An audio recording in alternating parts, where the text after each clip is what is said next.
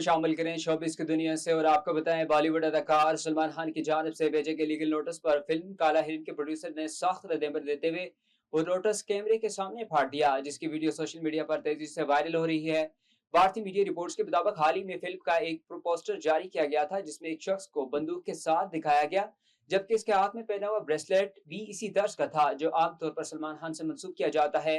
इसी पोस्टर में ऐलान किया गया था कि फिल्म का टीजर 20 जून को रिलीज किया जाएगा। पाकिस्तान टेलीविजन की साबका अदाकारा सारा चौधरी ने तवील अरसे बाद अपनी तलाक और निजी जिंदगी से मुताल्लिक खुलकर बात करते हुए मुख्तलिफ तस्वुरात और ख्यालात पर वजाहत पेश की है। सारा चौधरी हाल ही में एक पॉडकास्टर में शरीक हुई जहां उन्होंने पहली बार अपनी जाती जिंदगी और इलादगी के हवाले से गुफ्तगू की। इनसे सवाल किया गया कि दीन की तरफ मुकम्मल रुझान, शोबिस से किनारा कशी और शोहर के लिए अपनी जिंदगी में बड़ी तब्दीली के बावजूद तलाक क्यों हुई। बॉलीवुड अदाकार बॉबी देओल ने अपनी मशहूर फिल्म गुप्त दी हिडन ट्रूथ की शूटिंग के दौरान साथी अदाकारा मनीषा गोरेला के साथ ही रोमांस मंजर की अक्सबंदी से इनकार दिलचस्पी वजह बता दी। एक टीवी प्रोग्राम में गुफ्तगू के दौरान बॉबी देओल ने अपनी शरारती तबीयत और साथी अदाकारों के साथ जिंदगी के यादगार वाकयात पर बात की।